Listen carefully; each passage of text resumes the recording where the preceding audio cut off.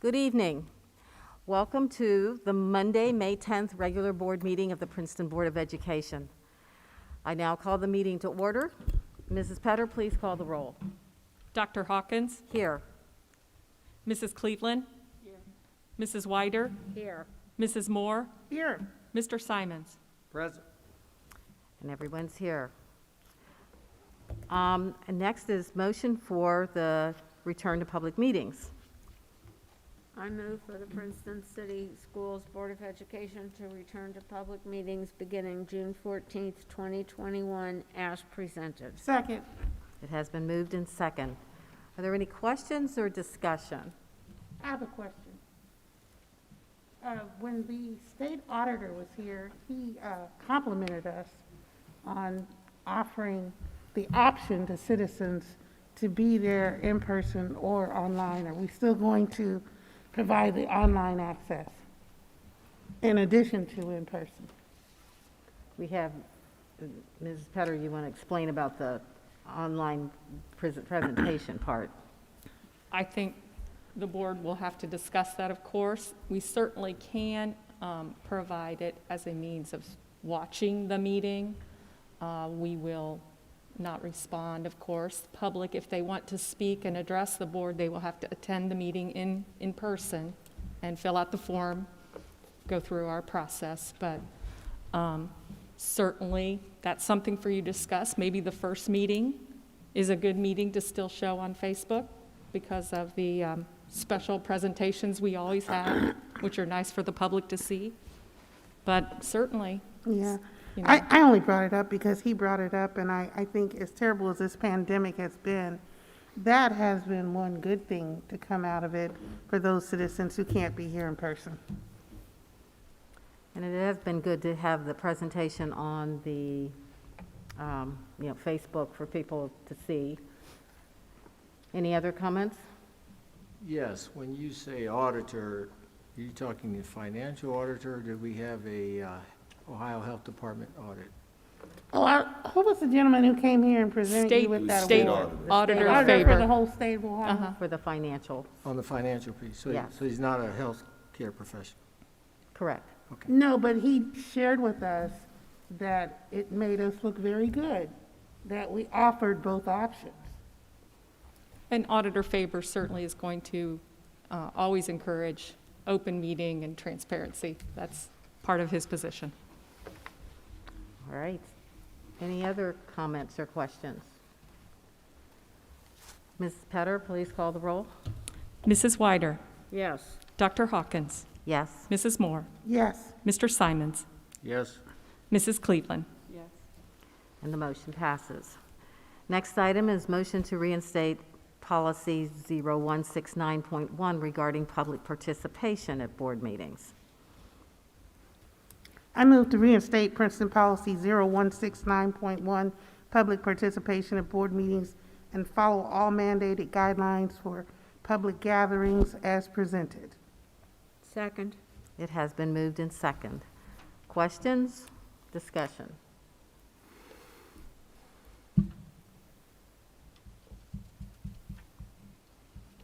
No comments at this time? Okay. Mrs. Petter, please call the roll.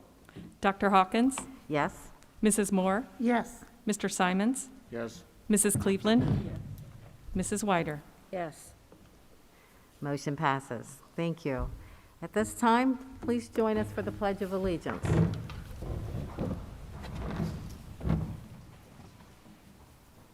I pledge allegiance to the flag of the United States of America and to the republic for which it stands, one nation, under God, indivisible, with liberty and justice for all.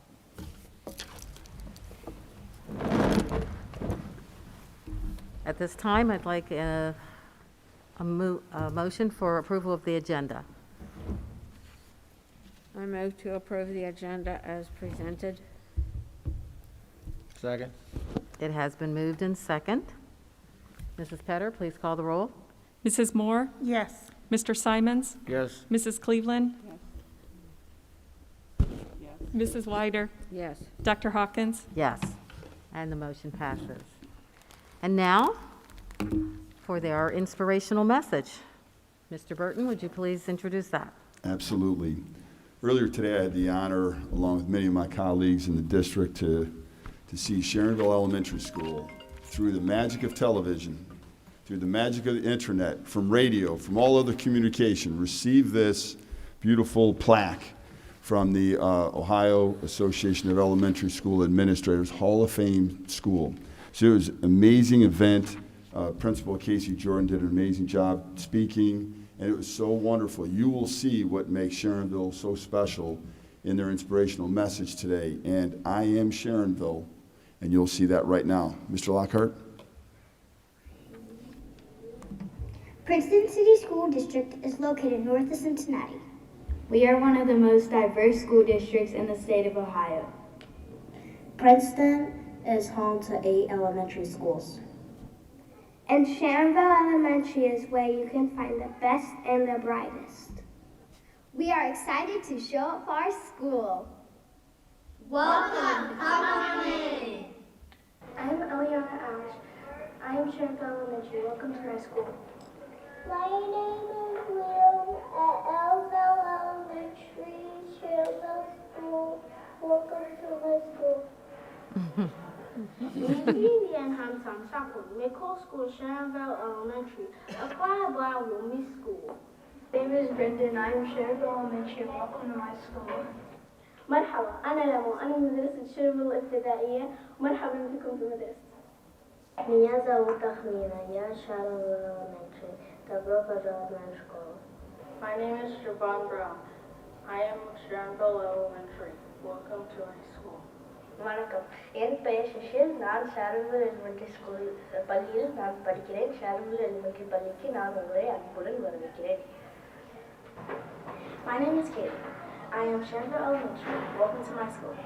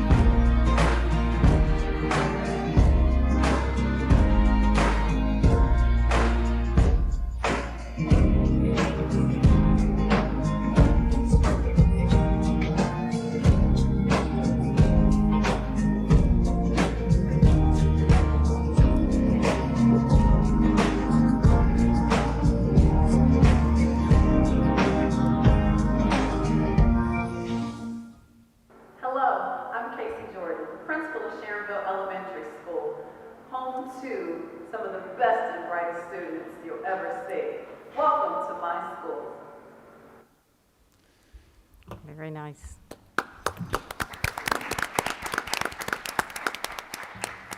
It's always really exciting to see when we know we've got really good schools, but to be able to get a glimpse inside, especially since people can't visit, it's always exciting.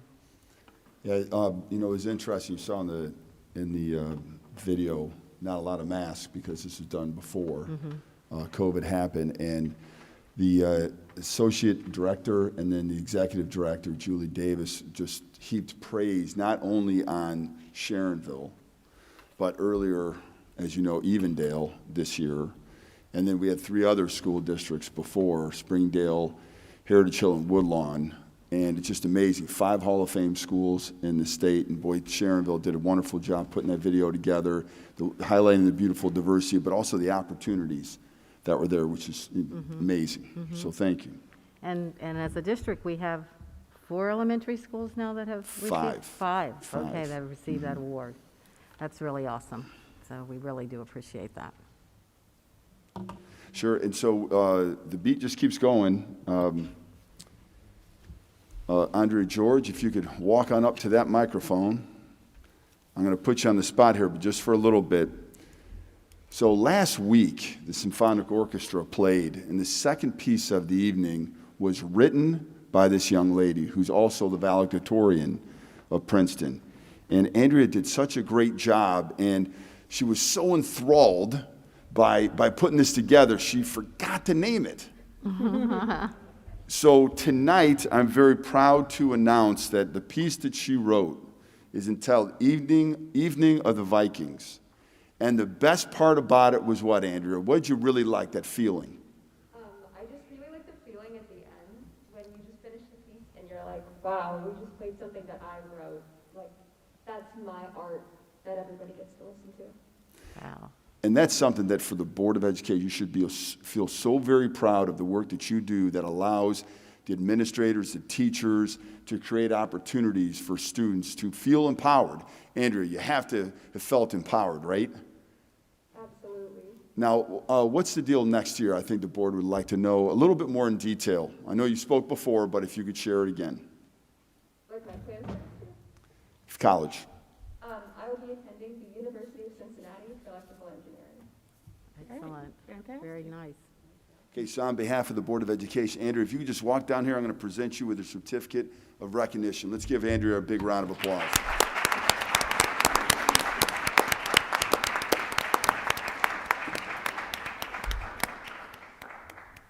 Well, I'm disappointed we're not getting to hear that, that song.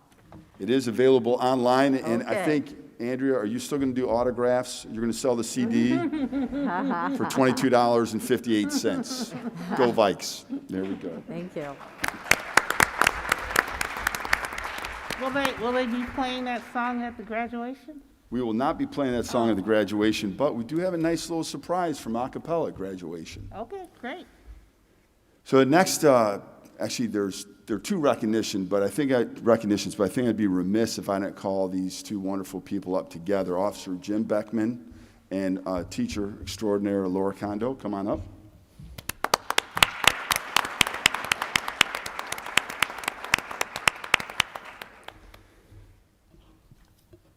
If you are around our district at all, you know Officer Beckman. He gives time and time again. He's so selfless in his giving. He has unbelievable communication. And both principals in the Springdale area, Lisa Timbarge I see tonight, and also Sherry Hoskins, just heap praise and praise and praise on you, Officer Beckman. You do such a great job. We were told at a community breakfast, actually, a little get-together, key stakeholders, that Officer Beckman was a finalist. And I remember when you were walking out of the meeting, you were like, fingers crossed. We did not need to cross our fingers because we knew that you were going to receive the Larry Cox Dare Officer of the Year in the state of Ohio, folks. That deserves a huge round of applause.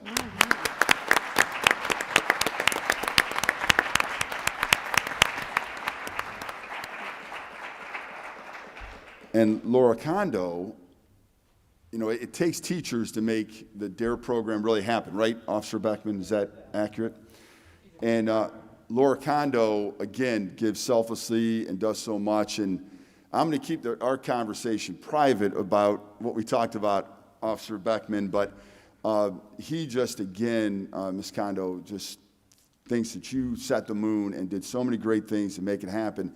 And I believe this is the first time, at least the first time I've heard of, the DARE Officer of the Year, State of Ohio, and the Teacher of the Year, DARE Teacher of the Year, State of Ohio.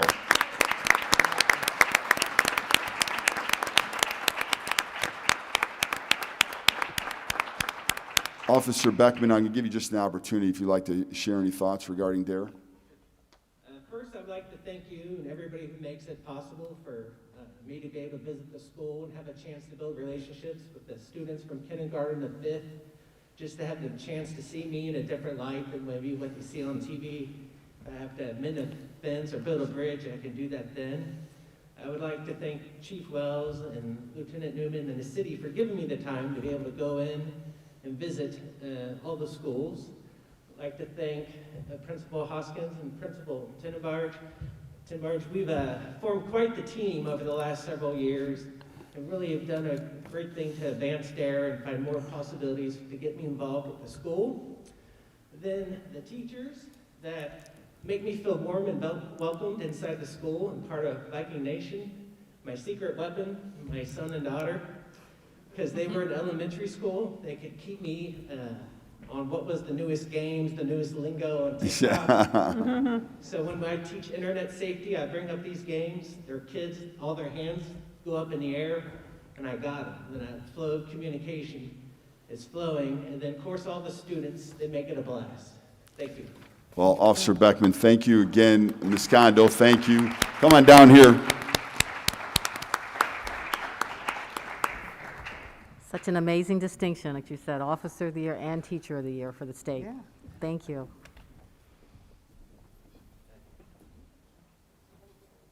Uh-oh.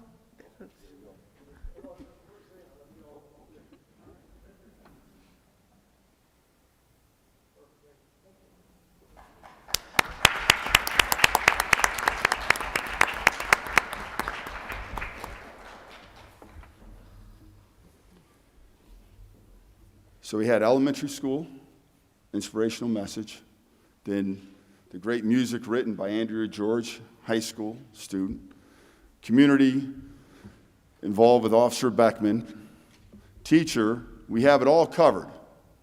Wait, middle school. So let's do that right now. I'm going to call up a couple different people right now, most especially Isaiah, if you can come on up, and Harley, come on up, as well as Mr. Stallworth, Dr. Maxim, and Renee Isley, coming up from the Lovis Foundation. We're going to hear a little bit more about this, but let me tell you that Isaiah Dudley and Harley Fedek received the highest award from the Lovis Foundation.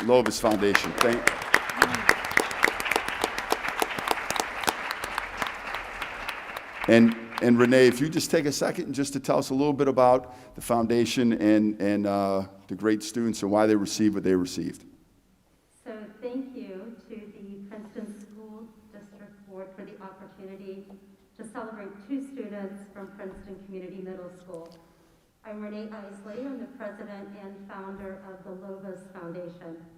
Lovis was started after our son Logan passed away in 2016. Logan had a lot of medical challenges, and every day was a struggle for him. In spite of it all, during his 19 years, he chose to be happy and to make a difference for others every chance he got. Our mission is to spread joy to those who are under-supported and under-recognized. In talking with local school administration, we heard that there are young people who do amazing things, but there are few ways to recognize them. And so the Lovis Student Awards were created to fill that gap.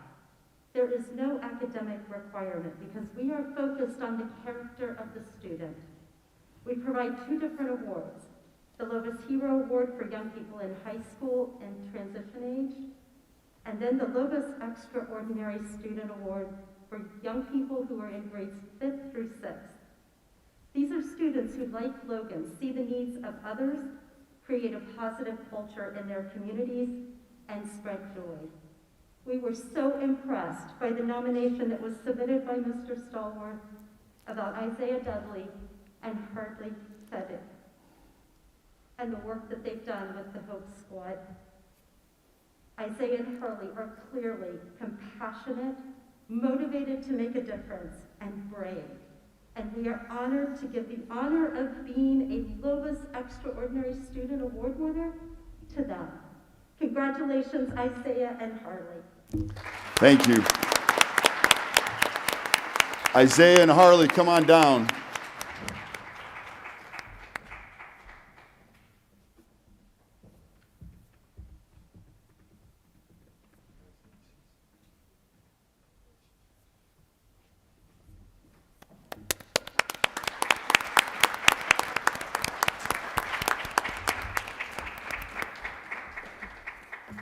It is and will always be about students and the selfless giving. Thank you, Renee, but also thank you, Mr. Stallworth and Dr. Maxim, for attending and being tireless advocates for your students. Our last award, I'm going to call up Ashley Boyd, Ornella Siakam, and Ms. Kim McCullum. If you could please come up to the stage.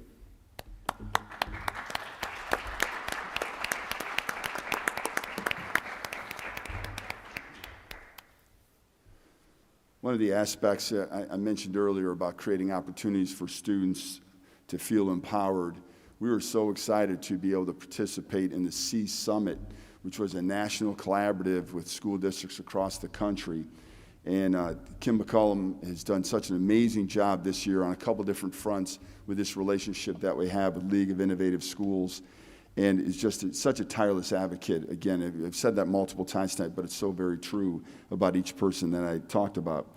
The C Summit was created to provide student voice on social justice and racial justice, and this unbelievable conversation was student-led professional development for staff by students. That doesn't always happen, does it, Ashley? Usually it's the other way around. Yeah. So, Ashley, you did such a great job. You're so poised. Can you tell us what's going on with you next year? I plan to go to OSU, biology on a pre-med track with the hope to become a plastic surgeon. Wonderful. Excellent. Which is amazing. And not to embarrass you, but again, I think you got some pretty big scholarships there. Is that accurate? Yeah, I got a couple scholarships. Okay. She's too modest to say she's going for free. Wow. Which is great. Full ride. So congratulations. Wow. And then Ashley, before you come over, Kim, do you have anything you'd like to share about the C Summit or just kind of the collaborative work we're doing with League of Innovative Schools? Yes. I just want to say, first of all, thank you for the opportunity, not only for doing the C Summit, but also for the Teacher of Color Pipeline with Digital Promise. It was so awesome because we got to meet so many students and so many teachers and administrators because it was a national council across the country. And just to be able to hear the voices of the students, to let teachers know what it is they need in the classroom. So many times as teachers, we're here and we do what we do because we've been trained to do that without taking into consideration how they feel and what their needs are. And so it was very good to be able to get feedback from them and to see them work so tirelessly to put this summit on. It was amazing. And as a teacher, for all of us who are educators, there's nothing more proud than to say, for me, Andrea and Ashley were in my 3rd grade class.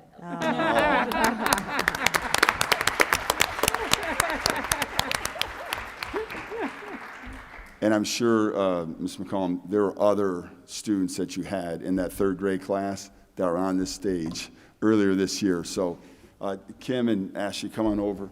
Let's give them another round of applause.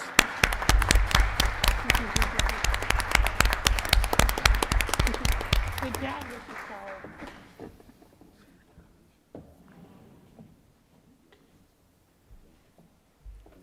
Thank you.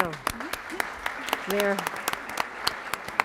is no way but to feel so good and so proud of these students. I mean, again, we lose sight until they're brought before us, and especially this year with all that's gone on with the pandemic, and still we strive and rise. So congratulations to all of you. Thank you for being Princeton Vikings. The next item on our agenda is the consent agenda. I move to approve the consent agenda as presented. It has been moved and second. Mr. Simons, were you the second? He was the second, yes. Yes. Mrs. Petter, please call the roll. Mr. Simons? Yes. Mrs. Cleveland? Yes. Mrs. Weider? Yes. Dr. Hawkins? Yes, Mrs. Moore? Yes. and the motion passes. Now, we have been so honored to have you as guests, but we are going into the business part of our meeting, so if you do want to ease out, that's okay. We won't be mad at you. But if you want to stay, You can stay. we encourage that as well. So just, this is sort of your moment if you want it. I can't believe they're all leaving, Dr. Hawkins. Yeah. Was it something I said? All the gift certificates and all that stuff, I guess somebody else will win them. Did they check under their chairs? Okay. The next item is, Hi, officers. is approval of the revised job description for the computer technician. May I have a motion? That was part of it. Oh, that was in there, so sorry. I thought it was. Yes, you're right. District business, approval of resolution accepting amounts of rates as determined by the Budget Commission. I move to approve the resolution accepting the amounts and rates as determined by the Budget Commission. Second. Been moved in second. Any comments or questions? I'll just remind the board that this is an annual item we do. It begins in January when we do the tax budget, then travels over to Hamilton County, and they approve this and send it back to us to approve the new format, the rates. And we do it every April or May. Okay, so it's good to know. Any other comments or questions? Mrs. Petter, please call the roll. Dr. Hawkins? Yes? Mrs. Cleveland? Yes. Mrs. Weider? Yes. Mrs. Moore? Yes. Mr. Simons? Yes. Motion passes. Next item is the 5-year forecast. I move to approve the 5-year forecast. Second. It has been moved in second. Mrs. Petter, any? Oh, yes. Let's look at a couple slides. Okay. The board should have the slide packet, which is the landscape version. This 22-page report is the document that is submitted to the state. It includes all the detail, assumptions and notes, and then the forecast is on the back page, which is the traditional format that the state uses. Okay. But we'll just talk about some of the highlights. And we did some of this in the work session, but we had a couple changes, of course, as we continue to look at things and this very interesting world we're living in right now. The simplified financial statement, just want to let everyone know some of the changes from November, the last time the board approved the forecast. We had increase in revenue, which is a good thing, and that was caused by the triennial update for our property valuations. It came in better than projection, which is a good thing. Valuations around the state have been coming in higher and higher, and it's going to be interesting to see what happens in the next few years. We also had the restoration of $635,000 from the state.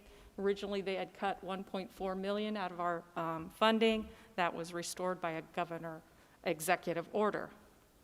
We had, on the other side, some decreases in expenditure, which is also a good thing for our bottom line.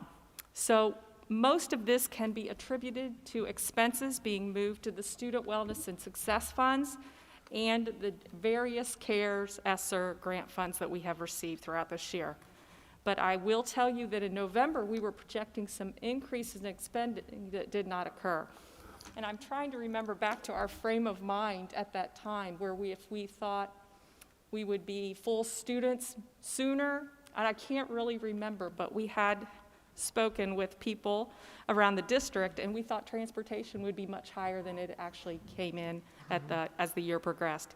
Utilities, which sounds interesting, were also a bit lower than we projected. I'm guessing that it must have something to do with fewer students in buildings, maybe doors not being opened and closed as much, but those numbers came in. And then tuition that is paid out to vendors and other school districts was also lower than expected. So those two items, of course, increase revenue, decrease expense, makes our cash bottom line much better than it was. It also took us out of deficit spending.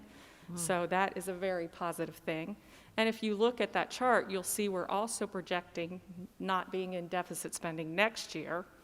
And I'm going to tell you that we plan on that number even looking better. The district's working on our plan for the ESSER 2 and ESSER 3 funds, which will include some planting dollars. So I'm going to guess that the end of fiscal year 22 is going to look better, and that I'm going to even hope that fiscal year 23, with some help of our ESSER dollars and hopefully some more funding from our state, which would be nice, that those two items, we might have a shot at pulling fiscal year 23 out of deficit spending also. So we're going to work really hard to get that done for the district. Now on the next page is just the graphic image that's really nice to have, because that gold line is really important, which shows our cash balance. So we want that gold line to stay as high in the middle of our chart as much as possible, and we can see that. Black is revenue, gray is expense, so we want the black bars, of course, to be higher, but we all know that it's just the way schools are funded. Eventually, we're going to be in deficit spending, and typically that means we'll have to go back to taxpayers. But right now, our forecast looks really good. So at this point, is it that in 2025, is that when ESSER funds, as far as we know now, will disappear, or? We will have, we will be able to use the ESSER funds. The expenditures have to end by September of 2024, which is within fiscal year 25. Okay. The next chart is just sources of revenue, which I think is really important to see. When you look at the two first bar charts, you can see how the percentage of revenue is divided up for the district. Of course, we're very locally funded at Princeton, so real estate tax is the major portion of our revenue. The property tax I wanted to talk about, we did show some increase this year because of that triennial update, which was great. 3 more years to our full reappraisal. I have pretty flat residential and commercial property increases right now. There's just so much unknown. We've been seeing a lot of this. Can it keep going like this? Is it going to flatten? Are valuations going to decrease? Revenues will stay pretty static because of House Bill 920. So if the tax base decreases, House Bill 920 raises the tax rate to stay at the voted level of revenue. So we do have some buffer there. We don't have a lot of new construction in our district. That would provide additional tax dollars. We also have the question right now of what's going to happen with our commercial industrial property too. I've talked to some people, we're seeing a little bit of issue with office space. Is the office space going to be fully occupied post-COVID? We're going to have to watch that. So I'm going to keep that a little flat. We might, in November, if we have a little bit of a feeling how things are going to go, we might increase those numbers a little bit to see that revenue stream go up a little. But we'll address that in November when we have a little more information. State funding. Okay, so that's another huge question mark right now. Of course, the legislators are in the middle of the biennial budget right now. We had hoped there would be a new school funding formula. I guess it could happen. The House put the new plan in the House budget. We don't know if the Senate's going to keep it there. Word on the street is they're going to do something different, but we should hear about that very soon. What we do know is that by the end of June, someone has to make a good, hard decision, and we will hear from the Senate by mid-May, end of May. Then it goes to conference committee where they work out the budget, and we should know. House has us receiving additional funding in the Fair School Funding Plan. I'm sure the Senate will do the same. Princeton is in a very unique position. We have been for many, many years. We have been a capped funded district by the state. We have incredible growth. We have incredible students with needs that typically drive up funding. Because the state has no money to fund the current formula, they have capped us and controlled our growth. So we have to get some revenue at some point with the needs of our student and our increased growth. The other revenue point I'm going to always continue to make until I can't make it any longer is tangible personal property tax is phasing out $925,000 a year. So that is a definite source of revenue that we have to make up. The next chart is expenditure. You can see the great chart there. As we always say, schools are our expenses people. We hire teachers and staff for our students, and you can see that is the majority of our budget. ESSER and state funding will also potentially impact, ESSER will impact expense. We are going to supplant some of those salary and benefit expenses with that funding. And then the state funding can also impact expense if student wellness and success dollars move from outside general fund to inside. That would mean state revenue would increase, but also the expenses that we've put in that fund would also come back. So that should wash. If the new funding formula or the Senate version includes pulling out all the deducts, scholarships, tuition, all those, we receive funding and then they take it away based on the students that use those. That's the open enrollment, that's the ed choice that you see. The House formula has the deducts all coming out. The state will fund those things directly. So what we get is what we get instead of what we get minus all these expenses coming out too. Okay? That's something I think all of us are in favor of. Our revenue being our revenue, because whenever the state and the media talk about what districts are getting, it's always the above the line revenue. They never talk about, here's what you get, now here's what we're taking. We don't write a check for that, they just take it out of what we receive. So that's called below the line deductions. So we would really like it if we didn't have those deductions and we received our fair share of funding. That would definitely benefit Princeton. Then the next chart is our True Days cash chart. And during the work session, I think Lillian, you asked the question about True Days cash, so I put this little note in there to talk about the board policy, how it's calculated, and basically the policy is 90 days. With the expense level that we're at now, it's about $20 million. So that's the key number for us to try to stay above. Okay. We're not having to worry about that in this forecast yet. The last 2 pages are assumptions and unknowns. I believe I have covered all of those as I've been speaking, but I wanted to get them in good notes for everybody to have and hold on to in the future. And we'll see how some of these items flesh out with state funding, student wellness and success, the ESSER dollars, our property values. So just a lot of great little notes that we can track. The only item I think I didn't touch on is enrollment. So our funding formulas are typically based on enrollment, except when capped like they are. So Princeton has been rising and rising for the last several years. Last year, because of the pandemic, we're down 400 in ADM, the number that we use to calculate funding. We are not abnormal. Districts around the state are all typically lower in ADM. So everyone is anxiously awaiting to see next school year students return to their home districts. So that's something, another item that could impact our budget moving forward. So the other item is the state is doing fine. Everyone was worried about the funding, the cuts. The state was in trouble. They are exceeding their revenue numbers now. They have plenty of money to fund a school formula and give some more money to schools. And we just have to hope that in the next few weeks they do the right thing for us. But that's the forecast presentation. If you want to go in detail, in depth, by all means start digging into this. And I would love to sit down.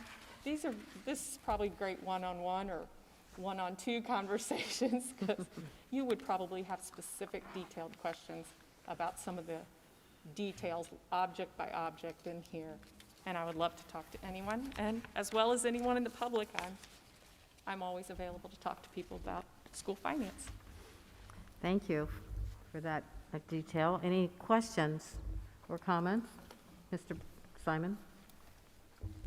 The $20 million floor, 90 days, that means the budget would be, or the expenditures would be 80 million, and we're over that. So I guess you're going to make a recommendation to the board for us to raise that floor?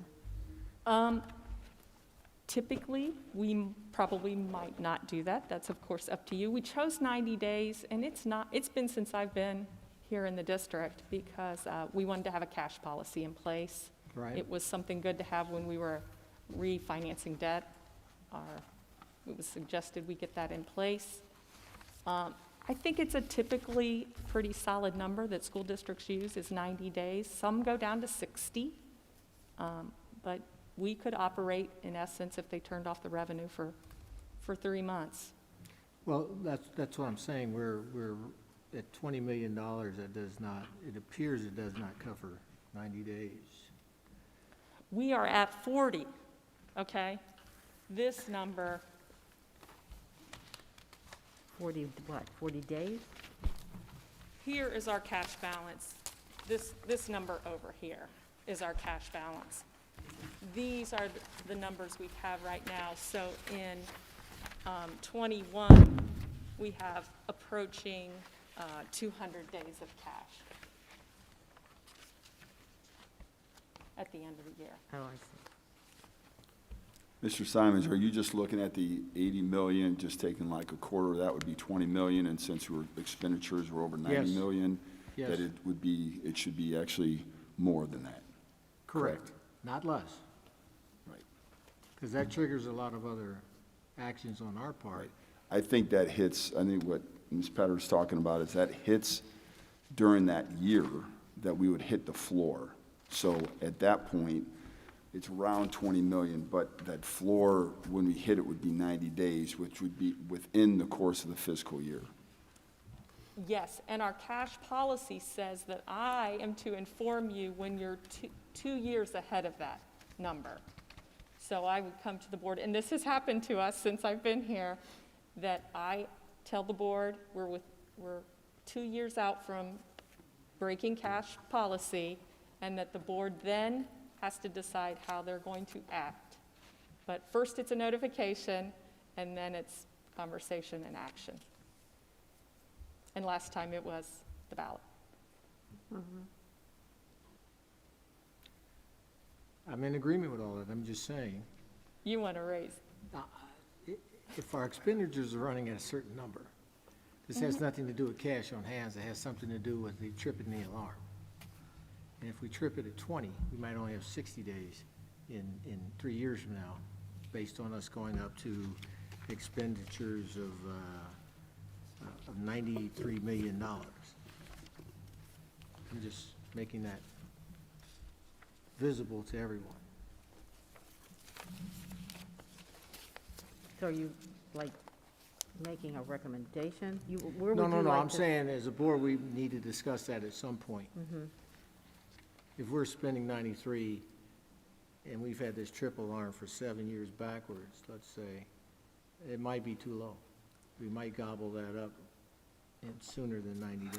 I mean, we'd have to, or drastic cuts, so. Once school districts start down that slippery slope of deficit spending, it typically is, and it was last time for us too.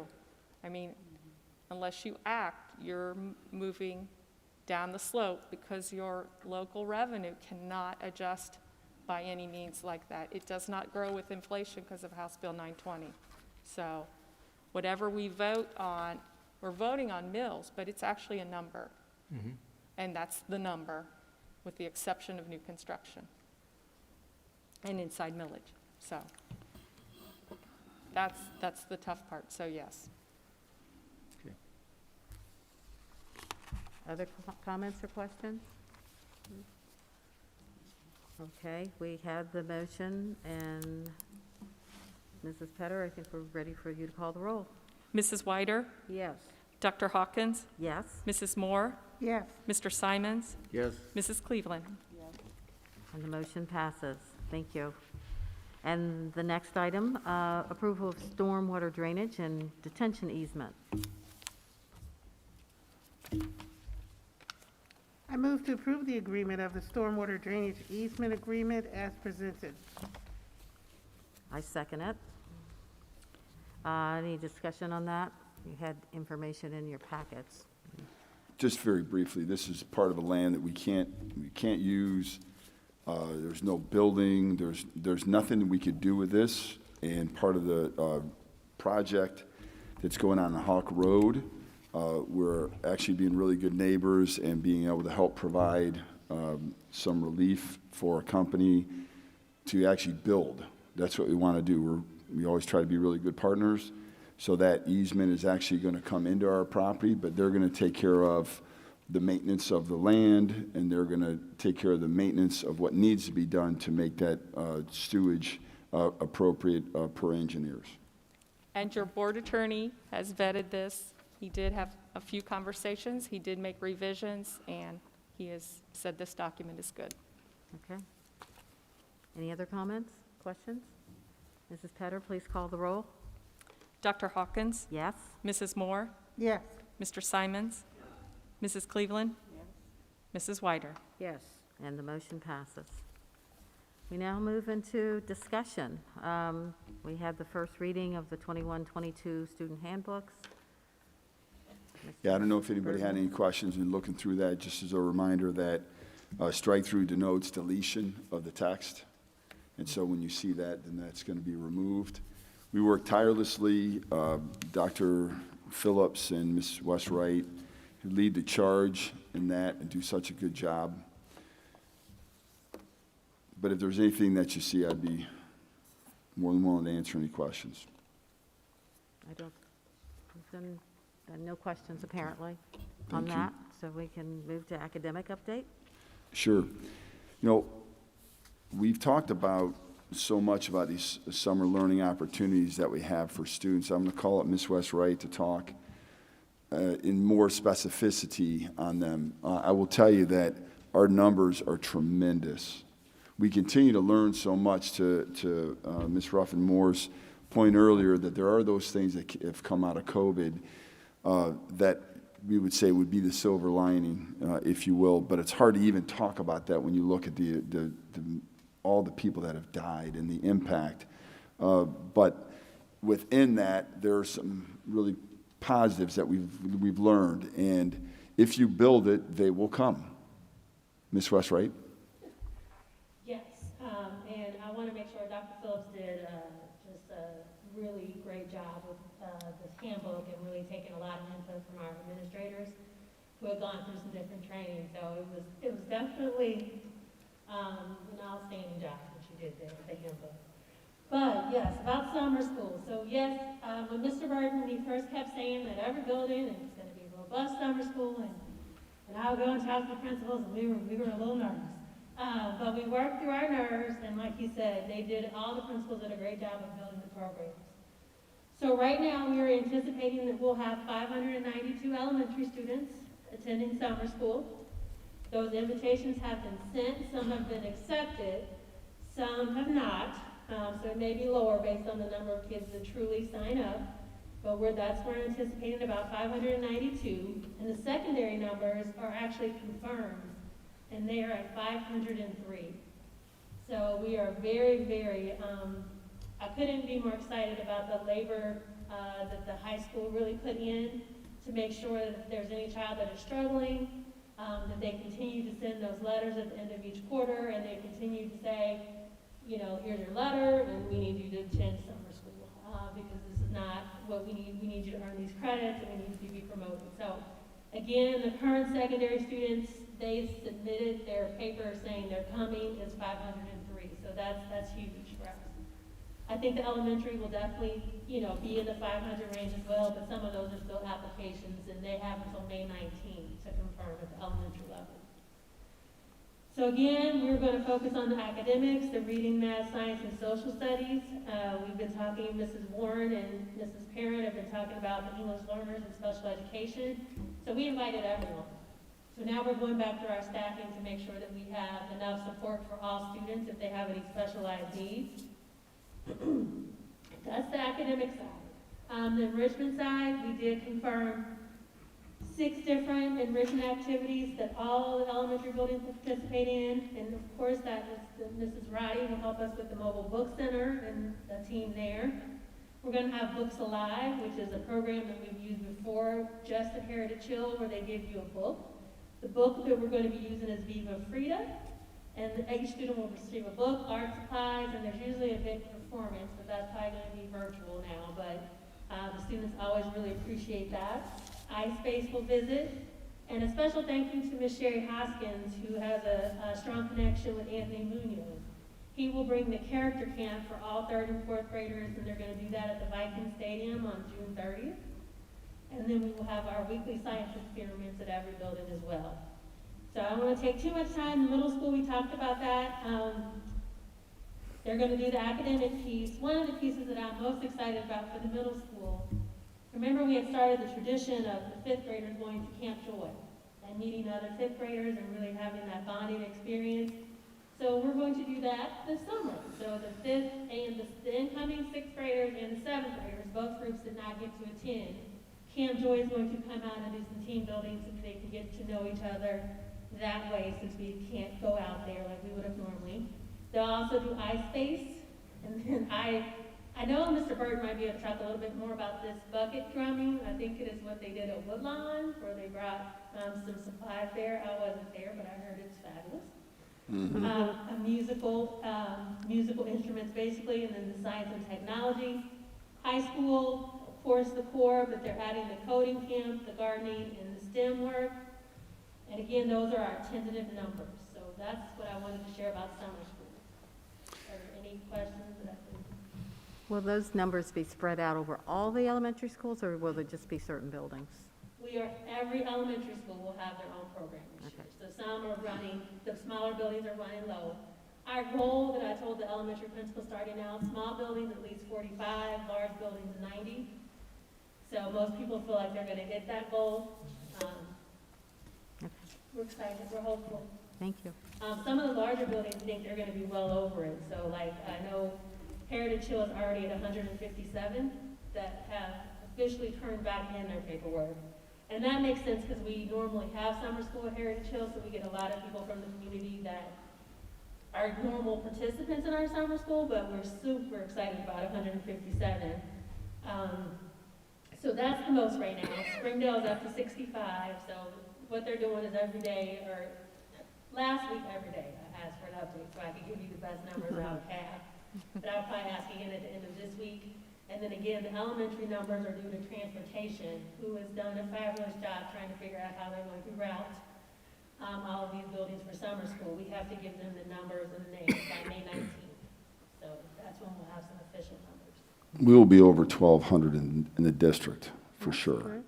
I know there were 200 short of that right now, or right around 200 short of that. But, you know, parents are, you know, it's really not, we're nice, right? We send out invitations and all that for everybody, but there's some parents that are really going to receive quite a few phone calls because their sons and daughters need to provide some additional learning over the summer. It is going to be critical. We cannot play with this. It is serious. And again, Tanya, you've done such a great job. Ms. Westwright, you've done such a great job with your team to put together a robust, which means for those people, and strong, healthy, vigorous. Now, when I think about those three things, that's what I want in summer school to be, and it is. And when you look, we could add exploratory, which is there. We could look for additional opportunities. So really trying to develop the whole child over the summer as well. And we're not going to stop this. This is something that we learned. These opportunities are great for kids. If you build it, they will come. I remember we tried some other programs, and really people 3-4 years ago, it was like, well, kids aren't going to show in the summer. If you build it, they will come. And this is great, and there's intentionality. And again, Ms. Westwright, you've done an excellent job. The elementary principals, middle and high school principals, all really have done a great job. So thank you very much. Question. Secondary is described as, and elementary is described as. In other words, you said there's 592 elementary. Is that 1 through 5, K through 5? Yes, so, yes, secondary I defined as 6 through 12, so middle school and high school. 6 through 12. 6 through 12. And then elementary is K through 5. And we have accepted incoming kindergartners before, especially if they've been on our preschool. Okay. Speaking of kindergarten, I know we're talking about summer school, but I've been seeing a lot of publicity, and there's talk in the community about the fact that we're going to reduce the cost of kindergarten. Is it too soon to say, but do the numbers look good for more kids signing up for kindergarten next year? It's too soon to say, and right now we're not getting as many kids to sign up, so I don't know if you saw our banners going up. I did. We're trying to increase, to get people to sign up early. One of the things that we've had a challenge with is a lot of people wait to the last minute, and then that becomes an issue for us, especially just to make sure that they get exactly what they want. We hope that it would be a little bit better this year, but we always start out slow, pandemic or no pandemic. This year was really slow, but every year is always. So that's why we try to put our signs out, our preschool and kindergarten numbers. We're hoping that the advertisement will come. And I know you may not know the cost off the top of your head, but it's half of what it used to be, right? Or it's a little different. I remember us voting on something like that. At least over 100. So it was a significant drop. The cost. This core group of kindergartners this year. And then preschool was a significant drop, but that is because we couldn't have as many students in the room at the beginning because of all the COVID restrictions, and then by the time we could allow, it was harder to pick people back up. I think I asked the wrong question. What I mean to say, how much will it cost the average parent to put a kid in kindergarten? Is the cost reduced? For a full day here at Princeton, it was reduced this year to half of the normal tuition cost for a full day. If you send your child for a half day, it's free. And there's a sliding scale, so there's a variety depending upon, yes, based on income. All right, that's good to know. Thank you. Did you want me to talk about the report card a little bit, or the elementary report card? Yes. Well, now I do. Sorry. I gave you these 2 assignments. Okay, good job, Dr. Phillips. This is really brief. We just wanted you to know that there's a team of about 20 elementary teachers that are reviewing our standards-based report card. We've been a standards-based district for quite a while, since I've been here. But we just wanted to make sure that we look at our standards-based report card, we look at the state standards, and we're making sure that we're pulling out the most appropriate standards and the most critical standards, because some people feel like our parents are overwhelmed by the standards-based report card. Some people think the teachers are overwhelmed, so we just want to make sure. We want to just revise and review what we're doing, and if there are any revisions, I will let you know. So we're just bringing all the teachers at each grade level and special areas together to talk about that and how we look at the responsibilities for learning as far as their participation. And it becomes so complicated, but I know the high school's been working hard on standards-based grading as well. And we just wanted to make sure that we share. It really is about the equity with that, because if you're counting homework as a big grade, that's an equity issue. So you're really grading the parents, how much work the parents, how much they support. So standards-based grading really tries to move away from that, where I'm just looking at this standard. Do you understand this topic? Not, does your mom have a computer at home to help you learn about this topic? So that's when we had some really powerful conversations, It's always a hard topic for standards-based grading, but we really feel like that it is a way to help our students and help our teachers just to be able to continue to have that growth in those conversations about what's really important. So. Yeah, and just to add on the standards-based, you know, one of the big tenets, I mean, there's no question that the equity piece is there, but for years and years, when you look at how students receive a grade, a mark, or whatever, a lot of that was not based on what the kids actually knew. It's what they did at home, or mom or dad did at home, or whatever the case is. So there were actually classrooms a couple districts ago where I worked that had 60% of their grade, 60, based upon class participation, 20% based upon homework, which was 80% of what? Like, that's the beautiful thing about standards-based grading. If we're really, truly deliberate, that it'll pull out what the kids know. And there's a lot of discussion. It's going to, as we kind of unwrap more, too, parents going to need to understand this is about kids understanding. That's what it really is. Thank you, Tanya. Thank you. Thank you. All right. Treasurer's report. I think I've talked enough tonight. I was going to say, you have more to say. But I will just say, you know, we've survived our software transition. We've hit the big hurdles, the first payroll run out of it, the first accounts payable run out of it, the first month closing out of it, and now we're setting up for the Super Bowl, which is closing the fiscal year in it. So everything we're doing right now is reviewing budgets, closing out purchase orders, and setting up new budgets for the July 1 new fiscal year. So lots of great work, intense work going on in the treasurer's office, because this is June is our go month, our Super Bowl all month long. So it's going real well. Everybody's pretty excited and working hard right now.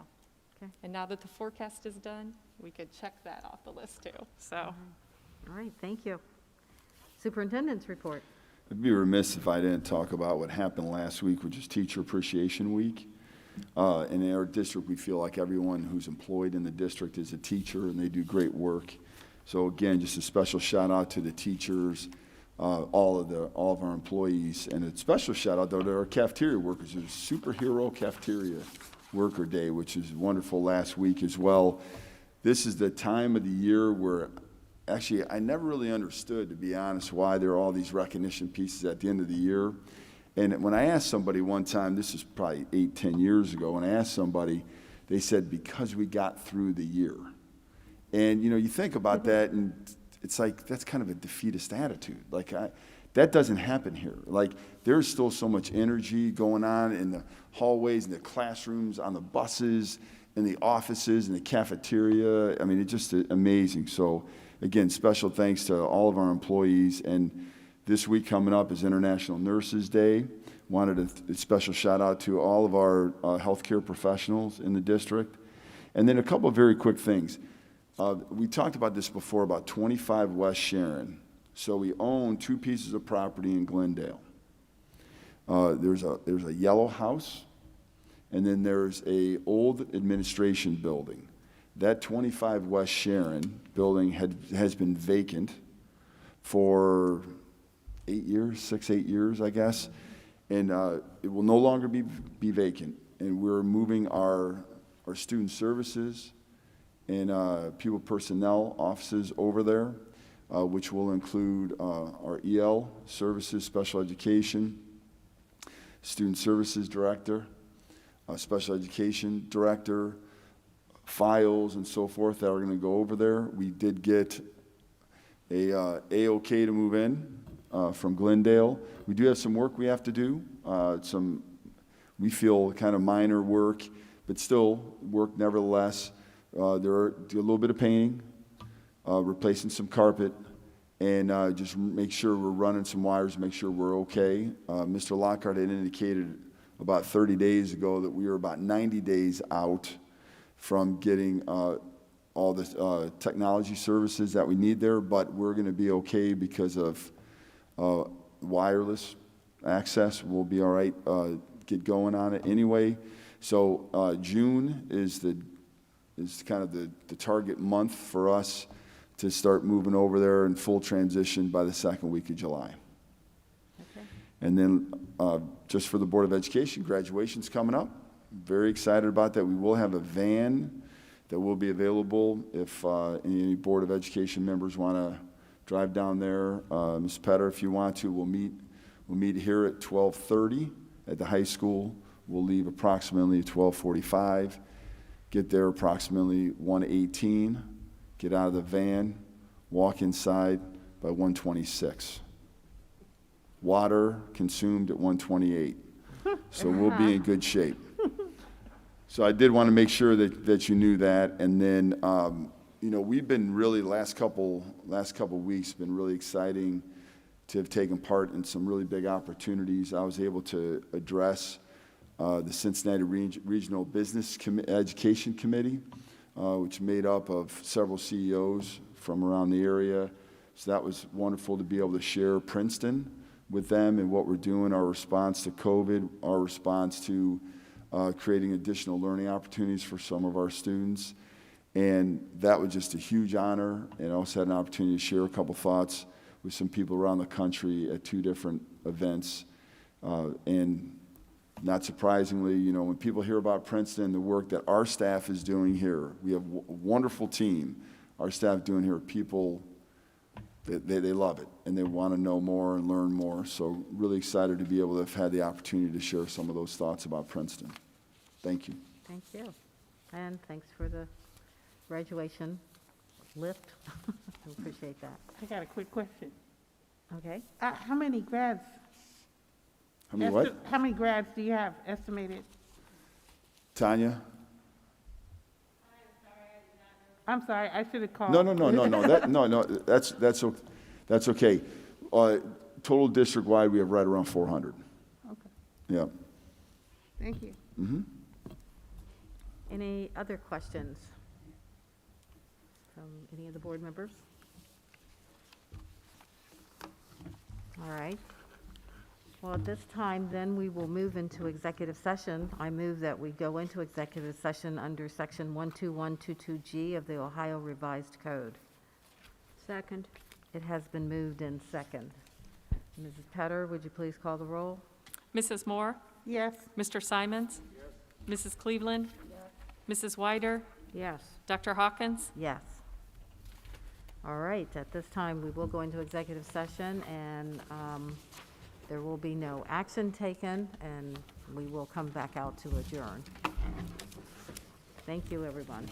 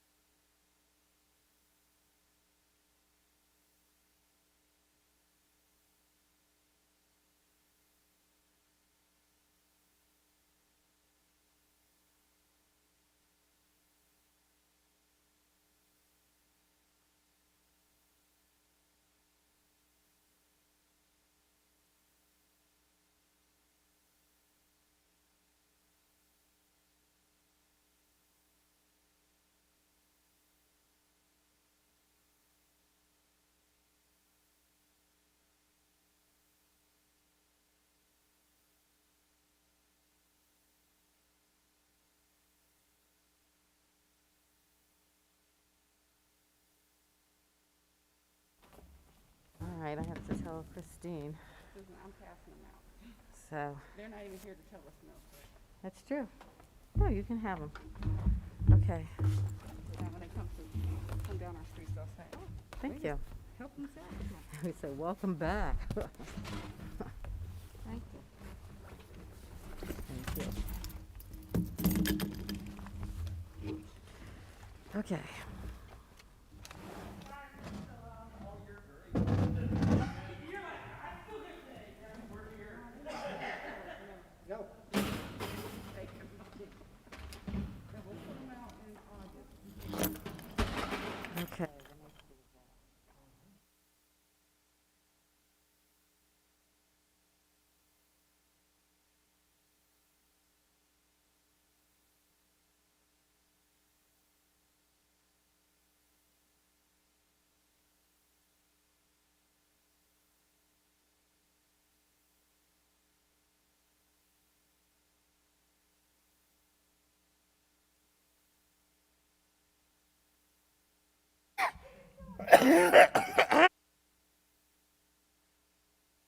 Okay. Okay. All right. All right, ladies and gentlemen, we're back. I move that we come out of executive session at 10 o'clock p.m. Second. It's been moved in second. All those in favor say aye. Aye. Oppose? Then we are out of executive session. I now move that we adjourn for the evening. Second. It's been moved in second. All those in favor, aye. Aye. Aye. And we are now out of the meeting. So ladies and gentlemen, we thank you and have a good evening and go Vikes. We'll see you in 2 weeks. Night.